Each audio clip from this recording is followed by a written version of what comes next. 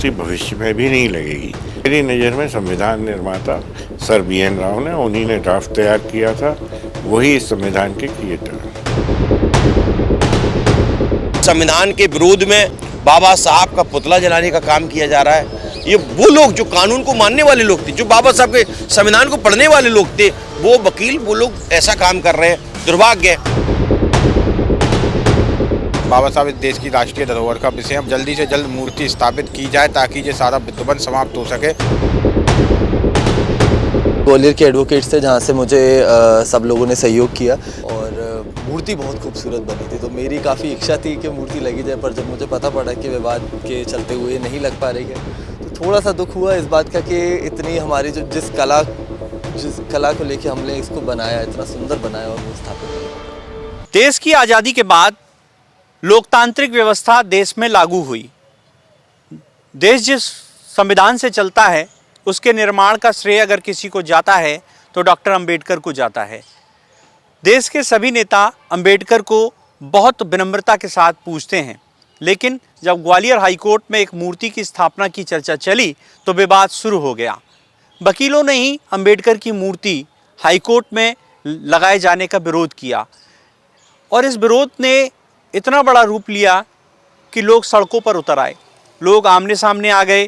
प्रशासन को कई बार इस संघर्ष को रोकने के लिए कई कड़े कदम उठाने पड़े।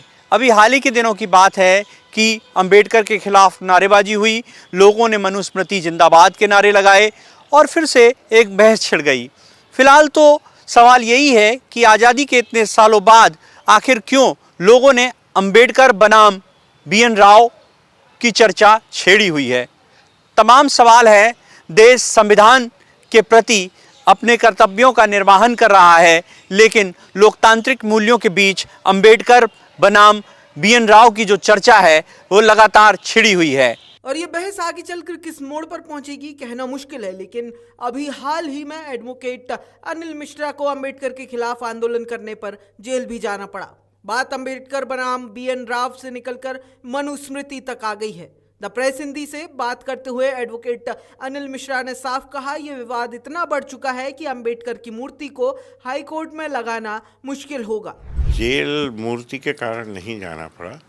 जेल तो उसमें से एक सीक्वेंस चली, उस सीक्वेंस का एक पार्ट था जेल जाना, और वो जेल भी एक अवैधानिक भेजा गया था, गिरफ्तारी भी अवैधानिक थी। उसके लिए मैं कार्रवाई कर रहा हूँ। लेकिन जहाँ तक मूर्ति का प्रश्न है, मूर्ति ना तो बार के हाथ में थी और ना ही किसी अन्य अधिकारी या सरकारी कर्मचारी के। बार में मूर्ति लगने का विषय तो ये था, हाईकोर्ट कैंपस में मूर्ति लगनी थी, तो उसमें हमारे यहाँ बिल्डिंग कमेटी होती है, वो रिजोल्यूशन पास करती है, कंसेंट देती है, तभी कोई मूर्ति या कोई स्ट्रक्चर लग सकता है। तो इस तरह का कोई वहाँ पे ऑर्डर नहीं था, कोई सा रिजोल्यूशन नहीं था, कंसेंट नहीं थी, तो इसलिए मूर्ति नहीं लगी और मूर्ति भविष्य में भी नहीं लगेगी, क्योंकि जहाँ विवाद की स्थितियाँ पैदा हों वहाँ मूर्ति जैसी चीज़ों को लगा के एक न्यायालयीन व्यवस्था को भंग करना उचित नहीं है। BN राव की स्थापना तो हो ही चुकी है एक तरह से संविधान निर्माता के रूप में। भारत में ज़्यादातर लोग इस चीज़ को जान चुके कि BN राव ही संविधान निर्माता है। एक्चुअल में एक नैरेटिव सेटअप कर दिया था जनता में, इसके कारण लोग नहीं जान पा रहे थे लोगों को, लेकिन जब जानकारी हासिल हुई डॉक्यूमेंट्स के आधार पर, तो संविधान निर्माता जो है वो सर BN राव ही हैं और वही आगे पीछे भारत रत्न की उपाधि से उनको सुशोभित किया जाएगा। मेरी नज़र में संविधान निर्माता सर BN राव ने, उन्हीं ने ड्राफ्ट तैयार किया था, वही इस संविधान के क्रिएटर हैं। वहीं हाईकोर्ट के दूसरे पक्ष के वकीलों और OBC नेताओं का कहना है कि अंबेडकर साहब की मूर्ति और अंबेडकर के विचारों का विरोध वो लोग कर रहे हैं जिन्हें मनुस्मृति से लगाव है और वो देश में ऊंच नीच की भावना को स्थापित करना चाहते हैं। जो प्रशासनिक न्यायमूर्ति हैं यहाँ के मध्य प्रदेश के, जो चीफ जस्टिस है, कि उनके होते हुए जब आपका ही आदेश है और मूर्ति नहीं लग पा रही, दुर्भाग्य है। और इसमें दो समूह एक लड़ने जैसा एक यहाँ पे स्वराज जो भाईचारा है वो पूरी तरह खत्म होते जा रहा है। इस मूर्ति को क्यों स्थापित नहीं किया? जब हम ओबीसी वर्ग के हैं, हम स्पष्टता कह रहे हैं कि मूर्ति लगना चाहिए, क्योंकि बाबा साहब एक जाति विशेष के नहीं थे, बाबा साहब इस भारत के 140 करोड़ लोगों की आस्था है। जिस प्रकार से आज देख लीजिए, बाबा साहब एक संविधान के विरुद्ध बाबा साहब का पुतला जलाने का काम किया जा रहा है। ये वो लोग जो कानून को मानने वाले लोग थे, जो बाबा साहब के संविधान को पढ़ने वाले लोग थे, वो वकील वो लोग ऐसा काम कर रहे हैं। दुर्भाग्य है। मेरा तो माननीय चीफ जस्टिस साहब से और भारत के चीफ जस्टिस साहब से भी अनुरोध के रूप से कि हम अधिवक्ता के रूप में ओबीसी वर्ग की ओर से हम चाहते हैं कि जल्द से जल्द बाबा साहब अम्बेडकर की ग्वालियर हाईकोर्ट परिसर में स्थापित हो। माननीय मुख्य न्यायाधिपति महोदय को ज्ञापन दिया गया था जब पहली दफ़ा वो ग्वालियर आए थे फरवरी 2025 में। उसके बाद उन्होंने उस पर संज्ञान लिया और विधिवत आदेश पारित हुआ प्रिंसिपल बेंच से, जबलपुर हाई कोर्ट से। उसके बाद वो ग्वालियर रजिस्ट्री में आया, उस पर काम चालू हुआ। लेकिन कुछ गंदी मानसिकता के जो लोग थे, जो मानवता के विरोधी हैं, समानता के विरोधी हैं, उन्होंने बाबा साहब का जो है विरोध चालू किया। असल में बाबा साहब किसी जाति और किसी धर्म का मसला नहीं है। उनसे निवेदन कर रहे हैं माननीय उच्च न्यायालय से कि जल्दी से जल्द मूर्ति स्थापित की जाए ताकि ये सारा विध्वंस समाप्त हो सके। लेकिन आपको ये जानकर हैरानी होगी कि भारत रत्न डॉक्टर भीमराव अंबेडकर की जो प्रतिमा ग्वालियर हाई कोर्ट में लगनी थी, उसे हाई कोर्ट के वकीलों ने ही बार काउंसिल की सहमति से तैयार कराई थी, जिसे ग्वालियर के प्रसिद्ध मूर्तिकार स्वर्गीय प्रभात राय की स्टूडियो में तैयार किया गया और ये प्रतिमा उनके बेटे अनुज राय ने तैयार की है। द प्रेस हिंदी ने उनसे बात कर जाना कैसे इसका ऑर्डर मिला और अब जब ये प्रतिमा बनकर हाई कोर्ट पहुंची तो वहां क्या स्थिति बनी।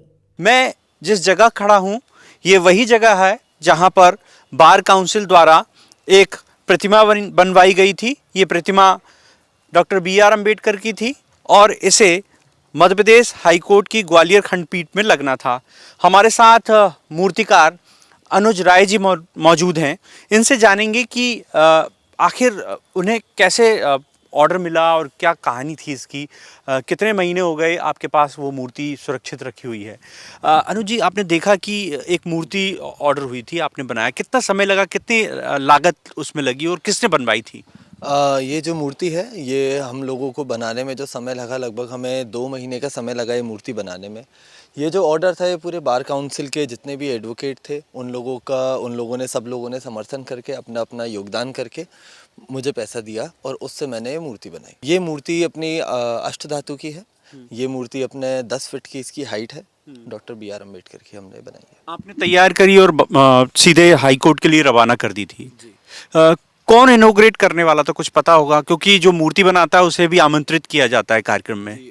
मैं आपसे झूठ नहीं बोलूँगा, पर इसकी जानकारी तो मुझे नहीं है कि इसका कौन इसका इनॉग्रेशन करने वाला था और कौन आ रहे थे। मुझे उसकी जानकारी नहीं थी उस समय तक। मुझे उस समय बस ये बोला था कि मूर्ति लगानी है।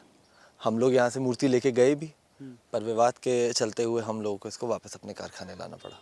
ये हाई कोर्ट के भीतर ही विवाद शुरू हो गया था? जी, हाई कोर्ट के भीतर अपने बार काउंसिल के आपसी में ही ये विवाद चालू हुआ और उसी के चलते हुए नहीं हो पाया है ये कार्य।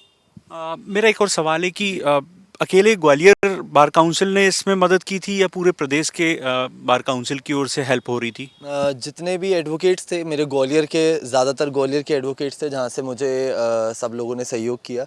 कई लोग अपने जबलपुर हाई कोर्ट से भी थे, कहीं इंदौर हाई कोर्ट से भी थे, तो काफ़ी सारे वकीलों ने, अपने पूरे प्रदेश के वकीलों ने इसमें सहयोग किया है।